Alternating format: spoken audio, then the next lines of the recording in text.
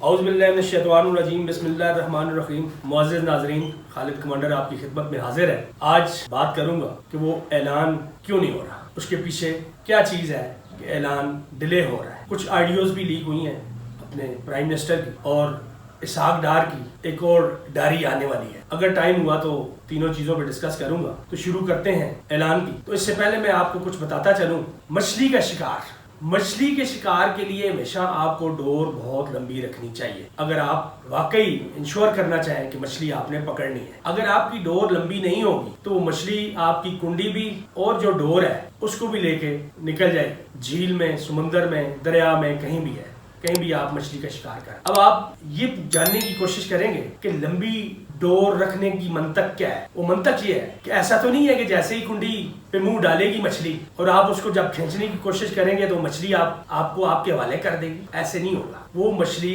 अपने सर्वाइवल के लिए इतना जोर लगाएगी कि जितना उसमें होगा, वो जितना भाग सकती है, जितना दौड़ सकती है, जितना तैर सकती है, वो भागेगी, तैरेगी। डोर लंबी इसलिए आपको चाहिए कि आप उसके बाद उसकी डोर ढीली करना शुरू करें, उसको भागने दें। वो भागती रहेगी और भागते भागते उसने थक जाना है, और जब थक जाएगी फिर आराम से आप उस कुंडी को, उस धागे को, अपनी डोर को खींचना शुरू करें, और बड़े आराम से वो मछली आपके पास आ जाएगी। आप उसकी कुंडी निकालें और उसके बाद फिर उसको रोस्ट करें, जो मर्जी करना है वो करें। इसी तरह क्रिकेट में तो कोई शक शुबे वाली बात ही नहीं है। जिस लेवल तक इमरान खान पहुंचा है वहां पे बहुत कम खिलाड़ी पहुंचते हैं, और जो नहीं पहुंचते इसका मतलब ये नहीं है कि वो लोग मेहनत नहीं करते, वो एक्सरसाइज नहीं करते, वो रियाजत नहीं करते। वो भी इन मराहिल से गुजरते हैं, वो ये सारा कुछ करते हैं, लेकिन वहां 19-20 का जो फर्क होता है उसमें वो नहीं पहुंच पाते, रह जाते हैं। बहुत कम लोग ऊपर जाते हैं, उनकी सिलेक्शन होती है, और सिलेक्शन होने के बाद भी ऐसा नहीं है कि आपने बैठ जाना है। वो आपका जो कैरियर है, वो जो टेन्योर है, उसमें थ्रू आउट आपको वो सारी चीजें कंटिन्यू रखनी पड़ती हैं। अपनी एक्सरसाइज, अपना स्टेमिना, हौसला, स्पोर्ट्समैन स्पिरिट, इसके बगैर तो आप उस खेल में नहीं रहेंगे, आप निकल जाएंगे। तो इमरान खान वही स्पोर्ट्समैन स्पिरिट का मुजाहरा करते रहे हैं। उन्होंने मेहनत की है लगन से, वो हीरो बने हैं। हीरो सिर्फ पाकिस्तान के नहीं है, दुनिया के हीरो बने हैं। उन्होंने पूरी दुनिया में अपना लोहा मनवाया है, और ये लोहा ऐसे ही नहीं माना गया किसी बाप की वजह से, किसी दादे की वजह से। अपनी उनकी जाती मेहनत थी, बुजुर्गों की दुआएं थी, लोगों की दुआएं थी। ऐसे ही नहीं, इतने स्पोर्ट्समैनशिप के इतने हाई लेवल पे वो नहीं रहे, उन्होंने मेहनत की है। और फिर ये सारा कुछ करने के बाद जब वो सियासत में आए तो बहुत सारे बंद कमरों में सियासत करने वाले जो अभी तक ये कहते हैं, ये ऐलान करते फिर रहे हैं कि वो तो एक खिलाड़ी है, वो एक क्रिकेटर है, उसको क्या पता है सियासत। तो मैं ऐसे सियासतदानों को ये कहना चाहता हूँ कि 26 साल कोई कम नहीं होते किसी चीज का भी तजर्बा हासिल करने के लिए। और वो तजर्बा भी एक ऐसा शख्स जो दिन रात इस काम पे लगा हो, जिसके ज़हन में एक ही भूत सवार हो। वो तजर्बा 3 टाइम्स मल्टीप्लाई कर लें, 2 टाइम्स मल्टीप्लाई कर लें। ये 4-6 घंटे वाली बात नहीं है। ये वो शख्स है जिसने अपनी फैमिली की कुर्बानी भी दे दी, और ऐसी फैमिली, बिलियनर, अमीर तरीन, दुनिया में टॉप चंद खानदानों में नाम आता है, उस फैमिली की इसने कुर्बानी, अपने बच्चों की कुर्बानी दी है, कोई नहीं देता। और ये इसने अपनी कौम के लिए, अपनी कौम के लिए ये कुर्बानी दी है। ये हर किसी को एहसास नहीं है। कभी कभी सोच लेना चाहिए, कभी कभी इन चीज़ों पे भी थोड़ा ध्यान देना चाहिए कि ये क्यों हुआ है ऐसे। ये इस कौम के साथ, पाकिस्तान के साथ इमरान खान का मोहब्बत, प्यार है, और वो जो बात कहता है कि इस पाकिस्तान को बचाना है, इस कौम को कौम बनाना है, और उसी में वो मगन है, दिन रात वही काम करता है। अब बात करूंगा कि ये डिले क्यों हो रहा है ऐलान। इमरान खान के लिए कोई मुश्किल नहीं है। कौम को इसने उस लेवल तक तैयार कर दिया हुआ है। विद इन नो टाइम वो कॉल भी करेगा, लोग निकल भी आएंगे, आ भी जाएंगे।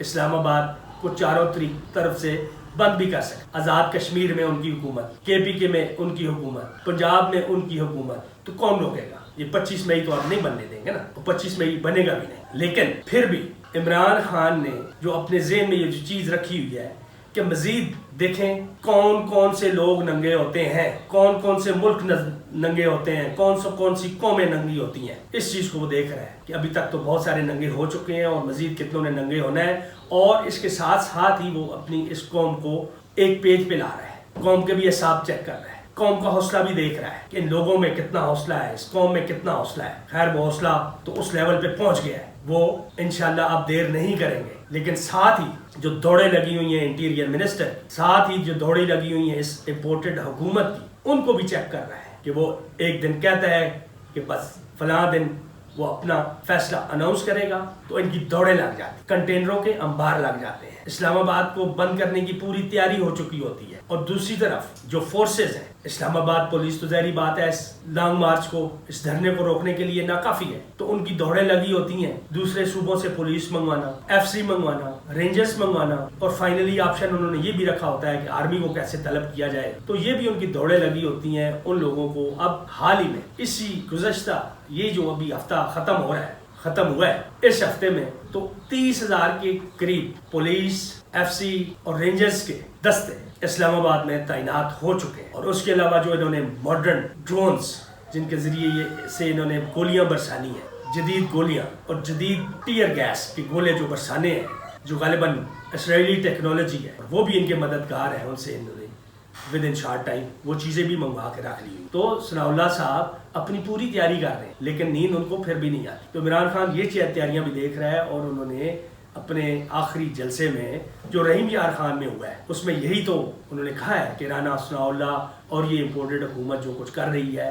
اس کا پورے طریقے سے انہیں علم ہے، لیکن انہیں یہ علم نہیں ہے کہ کپتان کیا کرنے جا رہا ہے، کپتان نے کیا کرنا ہے ان کے ساتھ۔ یہی وہ چیز ہے جس کی نیندیں ان سب کی نیندیں حرام ہیں، یہی ڈر خوف ان کو لیے جا رہا ہے۔ اگلی بات کریں گے آڈیو لیک میں 2-3 چیزیں، ایک انتہائی جو پرنسپل سیکرٹری ہیں اور پرائم منسٹر ہیں ان کی لیک ہوئی ہے، اور وہ اس بارے میں ڈسکس کر رہے ہیں جو مریم نواز جو پرائم منسٹرشپ ملتے ہی توشہ خانے میں بھی پہنچی ہیں کہ توشہ خانہ میں دیکھیں کہ کون سی چیز جو ہے نا ان کے لیے بہتر ہے، اس کو اٹھائیں وہاں سے، لیکن ان کو شاید کوئی ایسی چیزیں نہ ملی تو ایک بات کا پتنگڑ بنایا گیا، گھڑیاں چوری ہو گئی، جو کہ کسی پرائم منسٹر کا سوابدیدی حق ہوتا ہے۔ اور اب بھی اپنے پورے پرائم منسٹر کے پروٹوکول کے ساتھ، جو کہ ایک نائل ہے، جو ایک ملزمہ ہے، جو اداروں کو نظر نہیں آتی یہ ساری چیز، تو اپنے پورے آرڈرز جو بھی حکومتی ادارے ہیں ان کو دے رہی ہیں۔ میں تو پہلے بھی کہہ چکا ہوں کہ یہ سارے ادارے جو ہے، اداروں میں کچھ لوگ جو ہیں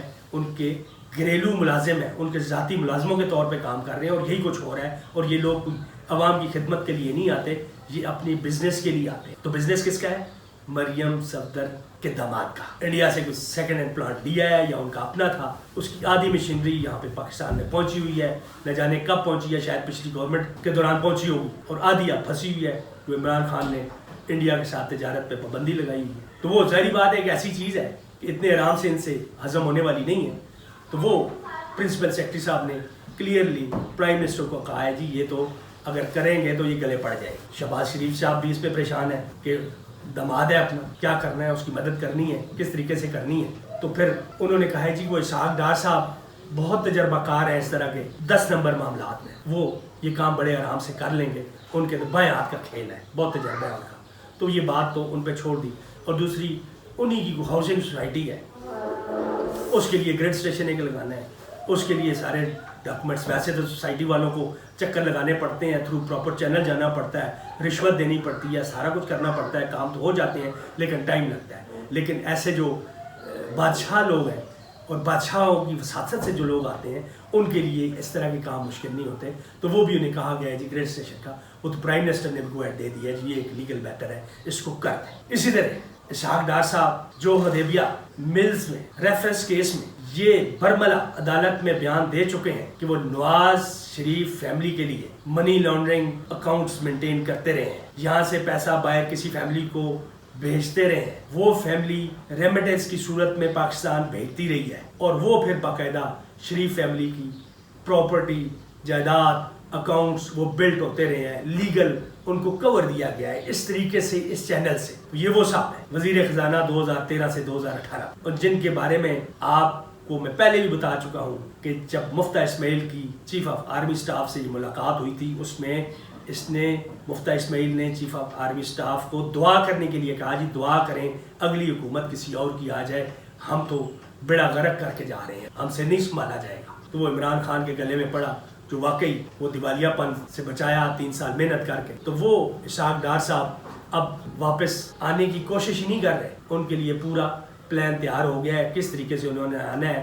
شاید وہ پرائم منسٹر صاحب گئے ہوئے ہیں تو ان کو اپنے ہی طیارے میں واپس لے کے آئیں گے، یا جیسے بھی آنا ہے انہوں نے سینٹ کا حلف بھی اٹھانا ہے، انہوں نے وزیر خزانہ بھی بننا ہے، تاکہ لوٹ مار اگر ہو رہی ہے، کم ہو رہی ہے، ذرا اور اچھے طریقے سے لوٹ مار وہ کر سکیں، جو کہ ان کا بہت اچھا تجربہ ہے. تو یہ ملک کو دیوالیہ ہونے میں جو کمی بیشی رہ گئی ہے وہ آپ کی کمی بیشی پوری کرنے کے لیے آ رہے ہیں وہ تشریف لا رہے ہیں. آپ کے پاکستان کے خزانے کی کنجی ان کے ہاتھ میں ہوگی. وہ جو چاہیں گے وہ کریں گے.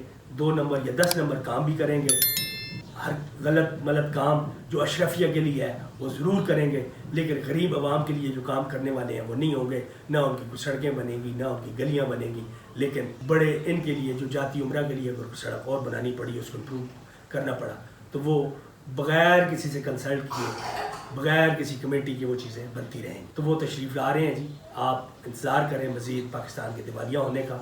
اس کے ساتھ ہی ویڈیو آج کلوز کرتے ہیں. اللہ حافظ. پاکستان زندہ باد.